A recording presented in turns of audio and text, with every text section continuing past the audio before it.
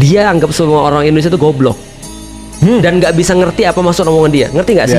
Jadi dia nganggap semua kita tuh goblok gitu maksudnya. Ketika dia ngomong gitu kayak aku bisa lolos tuh dengan ngomongan kayak gini. Enggak, kayak dia ngelawak ya berarti ya. Iya. Nah, inilah kayak ini kemarin misalnya ada staf sus apa istana ya? Istana.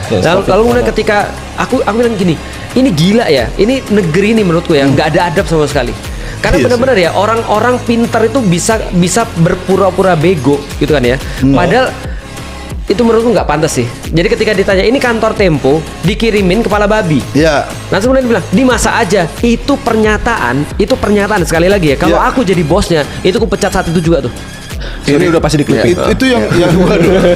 Serius aku. Itu yang ngomong orang pemerintahan deh. Itu orang pemerintah. Staf istana. Staf Staf istana. Nah, itu. aku bilang gini ya, Pak Prabowo, masa mau orang-orang mohon maaf ya, yang pemikirnya model kayak gini ya, ini jadi pejabat dan ini bukan pertama kali kita dengar loh orang ngomong kayak gini. Iya, iya. Bener. Bukan pertama kali Dan loh kita pas dengar. dimasak aja itu terasa wartawan pun pada shock karena Iya. kayak ada skip 1-2 detik mereka langsung diem gitu semua Iya. ya.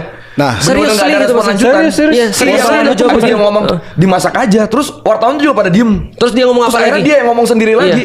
Karena Kata- orang juga pada shock loh. Betul. Kok di level ini Iya, responnya? iya, iya. Dan dia ngomong apa lagi tau nggak? Apa? Bukannya karyawan Tempo sendiri yang bilang, "Mbok ya harusnya dikirimin jangan kepala babi tapi daging babi."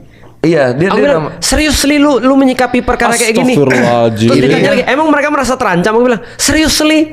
Aku bilang gitu, maksudnya segitunya, maksudnya tahu nggak sih Iya, iya. aku malasnya apa? Tahu nggak? Aku nangkep bukan daripada apa yang dia omongin. Tapi aku mau ngasih tahu apa yang nggak diomongin sama dia. Artinya apa? Tahu nggak? Dia anggap semua orang Indonesia itu goblok.